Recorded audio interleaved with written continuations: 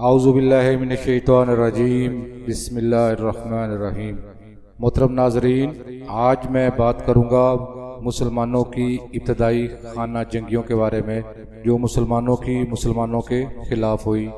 آج کا حصہ حضرت ابوبکر صدیق رضی اللہ تعالیٰ عنہ سے لے کے حضرت حسن رضی اللہ تعالیٰ عنہ تک کا ہوگا۔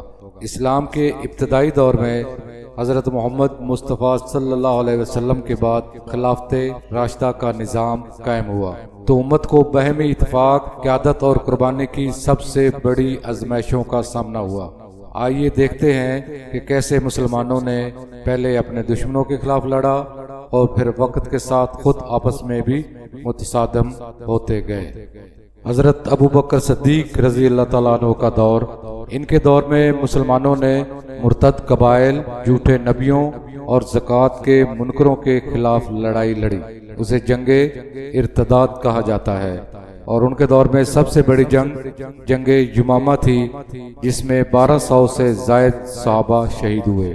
یہ جنگیں اگرچہ مسلمان گروپوں کے خلاف تھیں جنہوں نے زکوٰۃ دینے سے انکار کیا اور جھوٹی نبوت کا انکار کیا، مگر مقصد دین کو محفوظ کرنا تھا اور اس سے خلافت بھی مضبوط ہوئی۔ حضرت عمر فاروق رضی اللہ تعالیٰ عنہ کا دور، یہ دور فتوحات، عدل اور حکومت کا دور تھا۔ قادسیہ، یرموک، نہاون اور بیت المقدس جیسے مارکوں میں مسلمانوں نے بیرونی دشمنوں کو شکست دی۔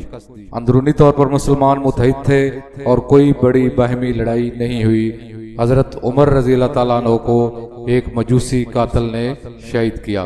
حضرت عثمان غنی رضی اللہ تعالیٰ عنہ کا دور، شروع کے 6 سال امن و ترقی کے تھے، مگر آخری سالوں میں فتنہ، بدگمانی اور بغاوت نے سر اٹھایا۔ حضرت عثمان کا محاصرہ کیا گیا اور قرآن پاک کی تلاوت کرتے ہوئے شہید کر دیے گئے۔ یہ پہلا موقع تھا کہ ایک خلیفہ کو مسلمانوں کے ہاتھوں قتل کیا گیا، اور یہ فتنوں کی ابتدا تھی۔ حضرت علی رضی اللہ تعالیٰ عنہ کا دور، حضرت علی رضی اللہ تعالیٰ عنہ کی خلافت فتنوں اور باہمی جنگوں سے بھرپور تھی۔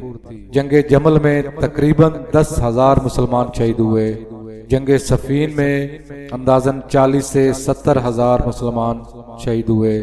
جنگ نہروان میں خوارج کی سرکوبی ہوئی اور ان کی شہادت ایک خارجی کے ہاتھوں ہوئی اور خلافت راشدہ کا خاتمہ ہوا۔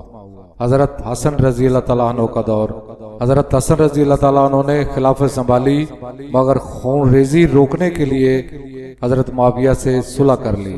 اس فیصلے سے امت بچ گئی ایک اور خانہ جنگی سے، اور سن 41 ہجری کو عام الجماعت یعنی اتحاد کا سال کہا جاتا ہے۔ ان کے دور میں کوئی بڑی جنگ یا شہادت نہیں ہوئی۔ خلافت راشدہ کے اس عظیم ادوار میں جہاں ایمان، عدل اور فتوحات کی کہانیاں ہیں، وہیں باہمی فتنوں اور قربانیوں کی تلخ حقیقت بھی موجود ہے۔ یہ تاریخ صرف پڑھنے کی نہیں، سیکھنے کی ہے کہ امت کب جڑتی ہے اور کب ٹوٹتی ہے۔ فیصلہ ہمارے کردار پر ہے۔